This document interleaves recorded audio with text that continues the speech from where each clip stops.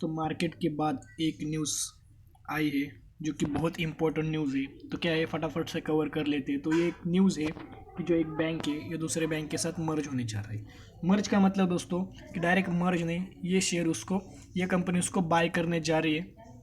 तो ऐसे हम कह सकते कि ये मर्ज हो सकता है। तो मैं नहीं कर रहा हूँ, ये कह रहा है एनडीटीवी।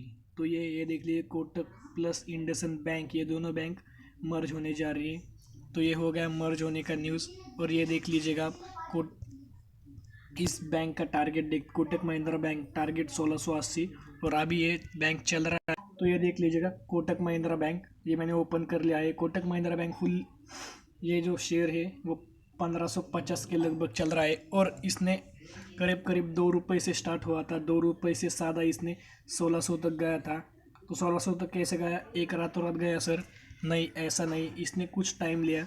तो ये जो टाइम होता है, ये ऊपर जाने का टाइम होता है। इधर तक अगर किसी ने पेशेंस रहते हुए अगर इसे होल्ड किया तो वही लखपति बन सकता है। तो ये इसमें सजेशन देना चाहते हो कि अगर आप शेयर मार्केट पे आए हो तो लॉन्ग टर्म के हिसाब से आइएगा और इन्वेस्टमेंट करिएगा। तो ये देख लीजिएगा कोटक महिंद्रा बैंक के ऊपर है। तो न्यूज़ भी मैंने आपको बता दी। तो ये देख लीजिएगा टोटल एसेट ऑफ जून 30। तो किसका एसेट? एचडीएफसी बैंक का asset, ICICI bank, axis bank, Kotak and IndusInd bank, yes bank. Yes bank तो पूरा खत्म हो गया है, तो ये मैं नहीं कवर करूँगा। तो आज हम बात कर रहे हैं कोटक और इंडसइंड बैंक के बारे में। तो किसके पास कितना एसेट है ये हम देख लेते हैं। तो एचडीएफसी बैंक के पास है 15.5 ट्रिलियन, आईसीआईसीआई बैंक के पास है 11 ट्रिलियन, एक्सिस बैंक के पास है 9 ट्रिलियन, कोटक इंडसइंड बैंक के पास है 7 ट्रिलियन। तो मैं ये आपको क्यों बता रहा हूँ? तो मैं आपको ये इसीलिए बता रहा हूँ कि पहला है एचडीएफसी बैंक, दूसरा है, ऐसे रैंक की सबके बताऊंगा आपको। एचडीएफसी बैंक है, और फिर तो हमारा पहला बैंक है एचडीएफसी बैंक, फिर आईसीआईसीआई बैंक है, और फिर एक्सिस बैंक है, और फिर कोटक महिंद्रा बैंक है। तो ये आप नोट कर लीजिए, ये ऐसा हमारा अगर परफॉर्मेंस की हिसाब से बारे में बताऊंगा। तो ये पहला HDFC bank, ICICI bank, axis bank और कोटक बैंक। तो हम अब देख लेंगे मार्केट का कैपिटलाइजेशन। ये कितनी डेट किसकी बता रही है? अक्टूबर 2020 27 डेट, मतलब कल की तारीख है। इन्होंने इसने बताया एचडीएफसी बैंक कैपिटलाइजेशन मतलब कौन सी कंपनी के पास कितना एसेट है या कौन से बैंक के पास कितना एसेट है। तो पहला रैंक करता है एचडीएफसी बैंक, और फिर रैंक करता है कोटक बैंक, फिर आईसीआईसीआई बैंक, फिर स्टेट बैंक, और फिर एस बैंक। तो इस हालत बहुत ख़राब है, सॉरी एक्सिस बैंक है ये। तो एक्सिस बैंक अच्छा है, लेकिन अब अगर हम एसेट के बारे में बताएंगे या चर्चा करेंगे तो ये बैंक लास्ट आता है, और एस बैंक तो ख़त्म ही हो गया। और फिर हम बात करेंगे अगर बैड लोन, तो बैड लोन हम सिर्फ 2 ही कंपनियों के बारे में बताएंगे कि जो न्यूज़ आई है कि कोटक बैंक मर्ज होने जा रहा है कि इंडसइंड बैंक के साथ। तो ये दो बैंक हम कवर करने जा रहे हैं। तो ये देख लीजिए बस, ये बैड लोन होता क्या है?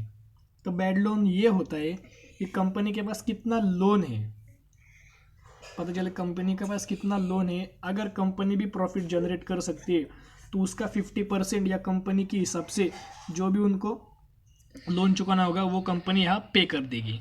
तो ये हो गया बैड लोन। तो कितने का बस कितना लोन है, और ये देख लीजिएगा, ये जो रेड येलो या ये जो येलो कलर है, ये जो white colour, yellow colour Kotak bank है और ये वाइट कलर इंडसइंड बैंक है। तो ये येलो कलर ये देख लेगा, ये फ्लैट है, इधर भी कुछ नहीं, इधर थोड़ा ज़्यादा है, इधर ज़्यादा है, इधर कम है, इधर ज़्यादा है। तो हाल ही में हम इधर इन सब की बात करें तो ये भी सेम ही है। तो दोनों के पास सेम लोन है। तो कोई भी बैंक कैसा प्रॉफिट जनरेट करती है? तो ऐसा जनरेट करती है, अगर हमारे पास कुछ भी पैसा है तो हम, फॉर एग्ज़ाम्पल मेरे पास 10,000 रुपीज़ है, तो मैं क्या करूँगा, 10,000 रुपीज़ सीधा बैंक के पास दूंगा। तो बैंक क्या करेगी, वो पैसा ले लेगी और उसके हिसाब से मुझे 10 खुद वो बैंक 10% का प्रॉफिट जनरेट कर लेगी। अगर ये बैंक 10% का प्रॉफिट जनरेट करती है तो उसका 5% ये बैंक खुद रखती है, और फिर वो 5% हमको दे देती है। तो ये प्रॉफिट जो ये 5% है ये प्रॉफिट बैंक के पास चला जाता है। तो अगर कस्टमर या अगर कोई लोग ही अगर बैंक के पास पैसा रखने के लिए नहीं देंगे तो वो बैंक नहीं कहलाएगी। मैं क्या बोल रहा हूँ, अगर कोई भी लोग अगर बैंक के पास पैसा नहीं रखेंगे तो यह बैंक नहीं है, तो ये बैंक कहलाएगी नहीं कि ये बैंक है, तो उनका प्रॉफिट कुछ भी जनरेट नहीं होगा। तो ये देख लीजिएगा क्वार्टरली फाइनेंशियल, तो ये क्वार्टरली रिजल्ट होता है कि कंपनी ने प्रॉफिट जनरेट किया है या लॉस जनरेट किया है, तो ये हम देख लेंगे। तो ये देखिएगा दोस्तों, सब रेड निशान में है या हरे निशान में, कोई रेवेन्यू भी नेगेटिव है, नेट प्रॉफिट इनकम भी नेगेटिव है, नेट प्रॉफिट मार्जिन भी नेगेटिव है और सब नेगेटिव है। यानी कि ये डेटा अभी का नहीं है, जून 2020 का है। पर इस बैंक ने, अगर मैं इस क्वार्टरली रिजल्ट के बारे में बोलने जाऊंगा तो इस बैंक ने बहुत अच्छा यहाँ कवर किया है।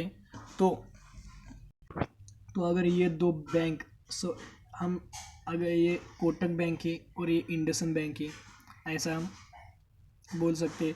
तो अगर ये बैंक इस बैंक के साथ मर्ज हो गया तो दोनों के पास लोन भी है, दोनों स्ट्रगल भी कर रही है, यानी कि ये 3-4 चीज़ें सेम है, दोनों स्ट्रगल भी कर रही है ऊपर आने के लिए।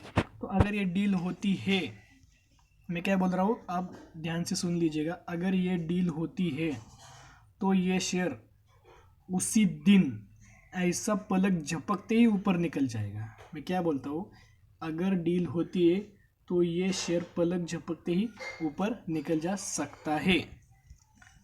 और अगर ये डील नहीं होती, अगर ये डील फेल हो जाती है, मैं क्या बोल रहा हूँ, अगर ये डील नहीं होती तो क्या कोटक बैंक सर्व खराब है? नहीं, ये बैंक बहुत अच्छा है, बहुत गजब का परफॉर्मेंस दे सकता है। अगर आप सीधा लॉजिक लगा दीजिए, अगर कोई भी बैंक का शेयर 2 रुपये से सीधा 1600 तक जाता है तो ये बैंक क्या खराब है? नहीं दोस्तों, ये बहुत गजब की बैंक है। अगर ये डील होती है तो ये डायरेक्ट आसमान छू सकता है। तो दोस्तों आज के लिए इतना ही। तो अगर दोस्तों ये वीडियो पसंद आ रही होगी तो लाइक कर दीजिएगा, शेयर कर दीजिएगा, कमेंट कर दीजिएगा और जाते वक्त चैनल को सब्सक्राइब भी कर दीजिएगा। तो दोस्तों चलिए दोस्तों, बाय।